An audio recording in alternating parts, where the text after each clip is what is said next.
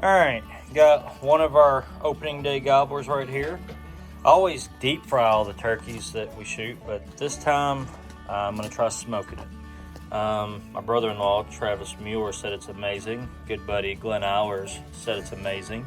So I brined it last night for 24 hours in salt and brown sugar. Smoking it with various species of hardwood. I am pre-burning the wood before I put it in there, so that way all the bark comes off. So I got a fire going on over there in that mess. So, all right, I think one thing I'm gonna do is throw a beer in there just to add some extra moisture. It's a beer that nobody really drinks. That's why I'm using it.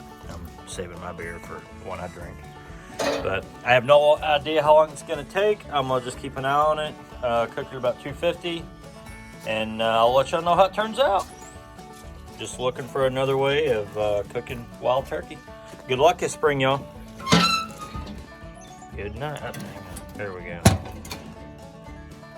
Let her build up. All right, so here's the final product of the smoked wild turkey breast. Here's what's left of it. It's been a few days. I wanted to eat it first to make sure it was good before I actually showed you any of this. And this is all that's left. It is very good. Now, this is not an instructional how-to video, because I'm gonna be honest with you, I made a total mistake and I probably could have ruined it. But take this video as, if what I did to it and it's still good, then you're fine. You almost can't mess it up. So this is the smoked turkey breast. Obviously this is the thicker side and this is the thinner side. One thing I did notice is the thinner sides, they are gonna cook a lot more than what the thicker will. But it doesn't dry out because we did brine it, so therefore it's still just as moist. It's just a little bit darker. It does have a lot more smoke flavor in this end, and it's a little bit saltier, but that's fine. It's just, again, flavor. When you slice it, I like to slice against the grain of the meat, and it's absolutely delicious. So what happened was I had it on the smoker. It's phenomenal. It's really good. I had it on the smoker, got busy, and forgot about it. All right. My goal was to bring it to 165 degrees internal temperature. I didn't know how long it was going to take.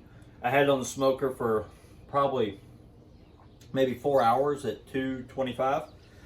And I got busy, stoked the fire. I checked the internal temperature and I was at 140, 145. And literally forgot about it. It sat on there for several more hours. I was actually getting ready to go to bed and I was like, oh my gosh, I forgot about the turkey breast. Went, pulled it off, completely thought it was ruined, wrapped it up, stuck it in the refrigerator, pulled it out the next day. Absolutely delicious, okay? You almost cannot mess this up. So it's very easy. The brine. Again, this is not instructional. This is just a confidence video that you can do this.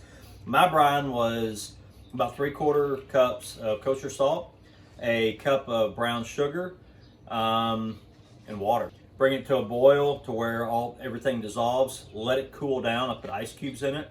Put the turkey breast in it. Let it sit overnight. I did inject it. I feel like you don't need to inject it. I feel like that was overkill. I'm not really getting much of the injection flavors. I did a Creole butter injection.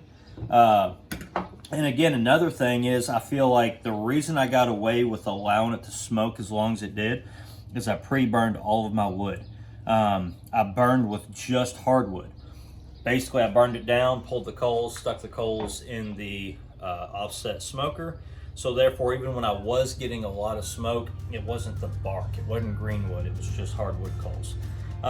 So smoked wild turkey breast is phenomenal. If you brine it, you almost cannot mess it up.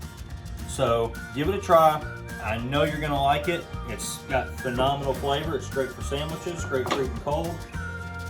Heat it back up, whatever you wanna do, and enjoy. Thank you very much.